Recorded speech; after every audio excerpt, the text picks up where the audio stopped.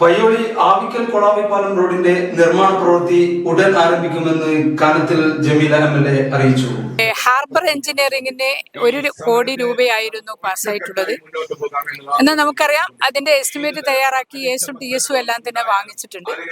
എസും TSും വാങ്ങിയതിനു ശേഷം അതില് നമുക്ക് പയ്യോളി മുനിസിപ്പാലിറ്റിയുടെ അകത്തുള്ള കുടിവെള്ള പദ്ധതി 46 കോടിയുടെ ഒരു കുടിവെള്ള പദ്ധതിയായിരുന്നു.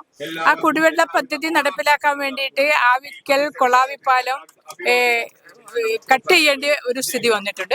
അതുകൊണ്ടായിരുന്നു കുറച്ച് ഡിലേ വന്നിട്ടുള്ളത്. അതിന്റെ പ്രവൃത്തി ഉദ്ഘാടനം അടക്കം നടത്തിയതിനു ശേഷമാണ് വാട്ടർ അതോറിറ്റി കുടിവെള്ളത്തിന്റെ പൈപ്പ് കട്ട് ചെയ്തിട്ടുള്ളത്.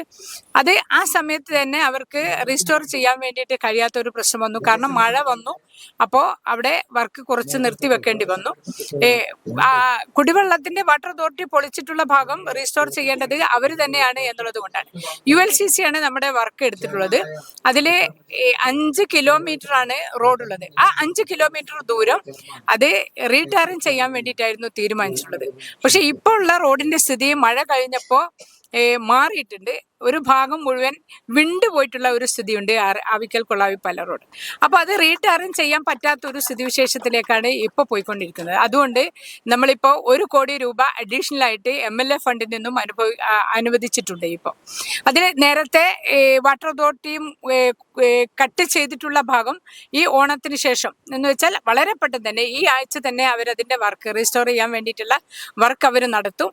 ബാക്കിയുള്ള സ്ഥലത്ത് റീടാറിങ്, അത് കഴിഞ്ഞാൽ റീടാറിങ് ULCC ചെയ്യും. അതിന്റെ എസ്റ്റിമേറ്റ് റിവേഴ്സ് ചെയ്യാൻ വേണ്ടിയിട്ട് കഴിഞ്ഞ ദിവസം MLA ഓഫീസിൽ തന്നെ യോഗം ചേർന്ന് അതിന് കൊടുത്തിട്ടുണ്ട്. അത് പെട്ടെന്ന് തന്നെ അതിന്റെ എസും TSും ലഭിക്കും. TS ലഭിക്കുന്നതോടെ 1 കോടി രൂപയുടെ എസ്റ്റിമേറ്റും അതേപോലെ തന്നെ കൊടുത്തിട്ടുണ്ട്. എസ്റ്റിമേറ്റ് വളരെ പെട്ടെന്ന് തന്നെ തയ്യാറാവും. എന്ന് വെച്ചാൽ ഈ ഒരു വർഷം നമുക്ക് ഈ വളരെ കുറച്ച് ഒരു 2-3 മാസത്തിനകം അത് റോഡ് ഏറ്റവും നല്ല റോഡാക്കിയിട്ട് മാറ്റാൻ വേണ്ടി കഴിയും.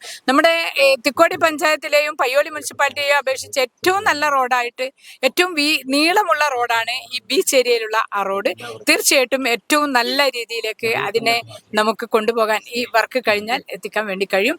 അതിനു വേണ്ടിയിട്ട് ജനങ്ങൾ സഹായിക്കണം എന്നുള്ളതാണ്, സഹകരിക്കണം എന്നുള്ളതാണ് എനിക്ക് പറയാനുള്ളത്.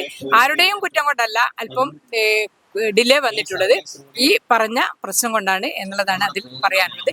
2 കോടി രൂപയാണ് ഇപ്പോൾ റോഡിന് വേണ്ടിയിട്ട് മാറ്റിവെച്ചിട്ടുള്ളത്.